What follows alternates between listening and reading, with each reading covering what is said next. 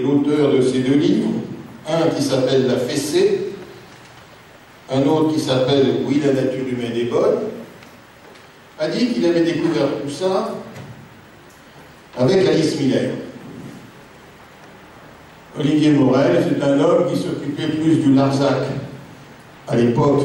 Ça a toujours été un militant. Il était aussi contre le commerce des armes. Il militait dans ce sens-là. Il a lu Alice Miller et il a dit maintenant, ça sera mon combat jusqu'à la fin de ma vie. Bon, vous avez entre les mains un document qui vous explique Alice Miller. S'il y a un livre à lire, c'est pour ton bien. C'est son deuxième ouvrage. Le premier s'appelle L'enfant doué. Et le deuxième, c'est pour ton bien, traite vraiment de ce problème. Et Alice Miller était une Polonaise, rescapée du ghetto de Varsovie, qui était devenue psychanalyste et qui vivait en Suisse. Elle exerçait la psychanalyse freudienne, celle qu'on lui avait appris, avec laquelle elle avait été formée. Et au cours de sa pratique scientifique, de sa pratique médicale, de sa pratique psychothérapeutique, elle s'est aperçue qu'elle n'était pas d'accord avec Freud, que finalement, que l'enfant était porteur de pulsions, une pulsion de mort, atteint du complexe d'Oedipe, n'était pas d'accord. Elle n'a pas remporté un grand succès. Tous les psychanalystes freudiens traditionnels, ou les lacaniens français, ont été contre elle. Ce qui fait que son œuvre s'est répandue. Mais elle s'est répandue non pas dans les milieux de la psychanalyse, mais dans les milieux de ceux qui étaient en contact des enfants, des enseignants. Ces livres ont eu un succès relatif. Qui ici a lu un livre d'Alice Miller?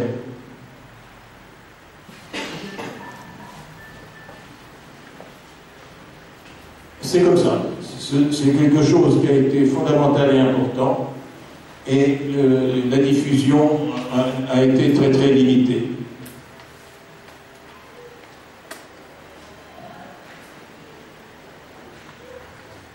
Il ne faut surtout pas se culpabiliser. Parce que quand on parle aux parents de ce problème, d'une part, ils ont reçu des claques et des fessées, on leur a crié dessus, ils ont été un peu humiliés, par les personnes qui étaient les plus importantes pour elles, leurs parents, leur lieu de sécurité, mais qu'ils aiment leurs parents. Mais les parents aimaient leurs enfants aussi. En remettre en cause leurs parents, c'est très très difficile. Eux-mêmes, ils ont copié, ils ont refait ce qu'on leur avait fait, et voilà, qu'ils devraient penser qu'ils ont eu tort de donner des gifles, de donner des fessées, de punir, d'humilier. Difficile.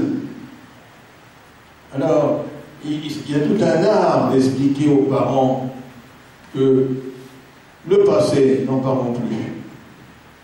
Vous n'avez fait comme vos ancêtres, depuis les chasseurs-cueilleurs. Vous parlez en France à un chasseur-cueilleur, il y a longtemps qu'il n'a plus. Donc, depuis cette époque-là, on a pratiqué la violence éducative, vous l'avez fait aussi, pourquoi pas? Eh bien, vous pouvez réfléchir, voir ce que vous en pensez, et si vous n'y arrivez pas, vous faire aider. Voilà comment se pose le problème aujourd'hui. Je préférerais continuer en répondant à des questions.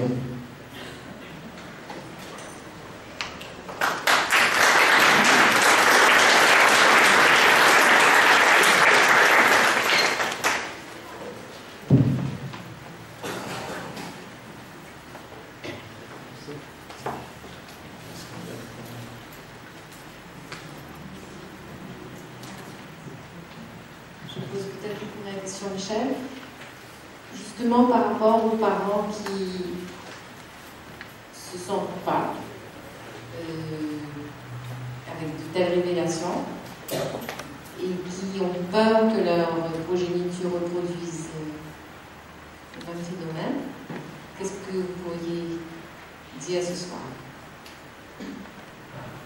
D'une part, les parents qui ont peur peuvent avoir peur d'autre chose.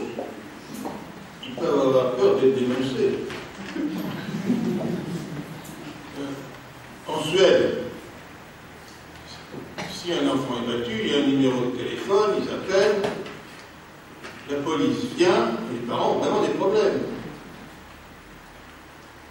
Parce qu'en Suède, comme on ne donne absolument plus de fessées, et qu'on n'humilie plus les enfants, que vraiment la loi est respectée, quand on le fait, c'est qu'on a vraiment des problèmes. En France, c'est pas pareil, il y a un numéro vert pour les enfants. Les assistantes sociales, les infirmières des écoles, les médecins, les psychologues ont l'obligation de faire un signalement lorsqu'il y a un enfant est maltraité. Mais lorsque c'est la violence éducative, non. Donc, votre question, c'est comment les parents peuvent faire. Justement, on va créer les parents d'amour pour ça. Ça comporte une aide qui peut se faire au niveau de la vie civile. Dans ce qu'on appelle en France, partout il y a des cafés. L'idée, c'est de faire des cafés de parents, qui par exemple le samedi matin, c'est ce que faisait Olivier Morel au Pradé. Olivier Morel habite près de Toulon, au Pradé. Avec une psychologue, parce que lui, il est professeur agrégé de français. Il recevait dans ce café les parents qui voulaient en parler et qui voulaient partager leurs difficultés et leurs croyances. Alors c'est quelque chose qui peut faire avancer les choses, qui ne coûte rien à l'État, qui ne veut pas y mettre beaucoup d'argent, ou s'il en met, il ne faut pas qu'il en mette ailleurs. En tout cas, c'est déjà quelque chose. À un degré de plus, il y a des conférences. Il y en a une ce soir. À un degré de plus, il y a ce qu'on appelle des ateliers de formation. Où des parents disent, moi je voudrais arrêter de frapper mes enfants, j'y arrive pas, je voudrais apprendre. Il y a un grand mouvement qui vient de Marshall Rosenberg, lui-même élève de Carl Rogers, qui s'appelle la communication non violente. Les personnes peuvent aller faire des séminaires de communication non violente, ça dure 2 jours. Il y a Catherine Dumonteil-Crémer qui fait des séminaires pour parents, pour les aider et les former, et aussi voir ce qui se passe en eux, ce qu'il faut aider. Il y a les livres. Je vous cite un livre, Élever son enfant autrement, de Catherine Dumonteil-Crémer, ou bien un livre sur les adolescents qu'elle a écrit. Puis tous les autres livres, il y en a énormément. Et puis il y a les associations, des regroupements de psy, de sociologues, de gens de bonne volonté qui veulent faire quelque chose. En France, il en est de plus en plus. C'est souvent une petite association de 3 ou 4 personnes qui va rayonner dans son canton. Mais tout ça, ça fonctionne, et tout ça, ça aide, et ça va dans le même sens. Il y a bien sûr la presse, et en tête les journaux féminins. Ah oui, parce que tout ça, c'est une affaire de femmes. Les hommes ne se sentent pas du tout concernés.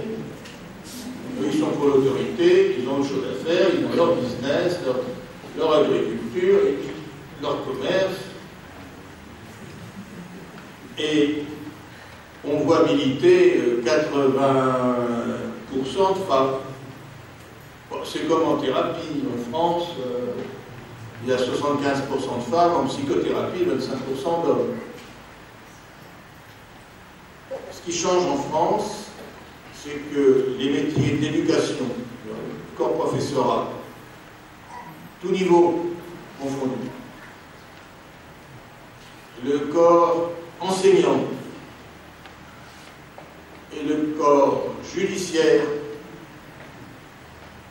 et le corps médical se féminisent. Mais vraiment, on va bientôt arriver à plus de femmes que d'hommes. C'est déjà arrivé en justice d'ailleurs. Vous arrivez dans un tribunal en France est composé du président, 2 assesseurs et le procureur. Vous arrivez, il y a un homme et 3 femmes. Peut-être un greffière, ça peut être un greffier aussi.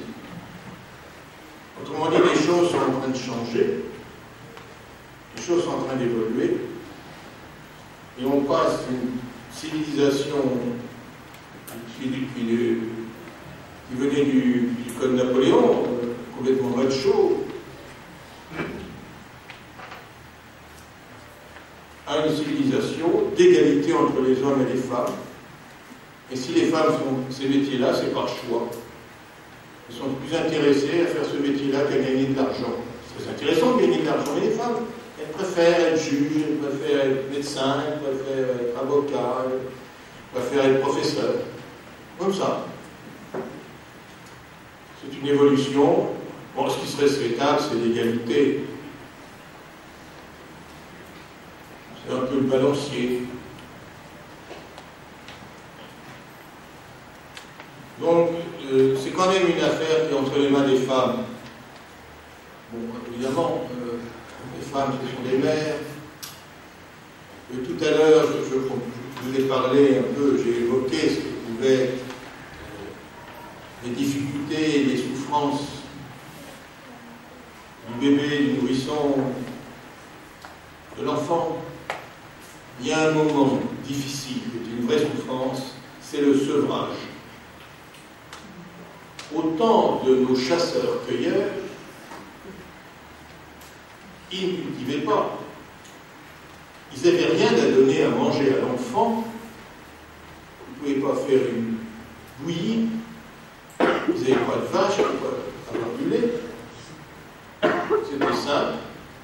L'enfant devait téter pendant 5 ans. Au bout de 5 ans, avec l'arrêt de l'allaitement, la mère redevenait féconde, faisait un 2e enfant.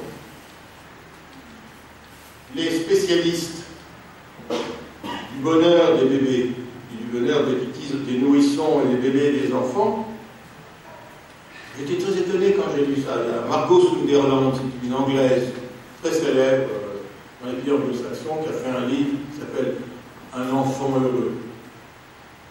Chapitre sur les frères et sœurs, dit c'est simple, 5 ans. Il faut faire un enfant tous les 5 ans. Comme ça, il ne va pas voir le sein de sa mère accaparé par le nouveau-né, qui est la dernière merveille du monde,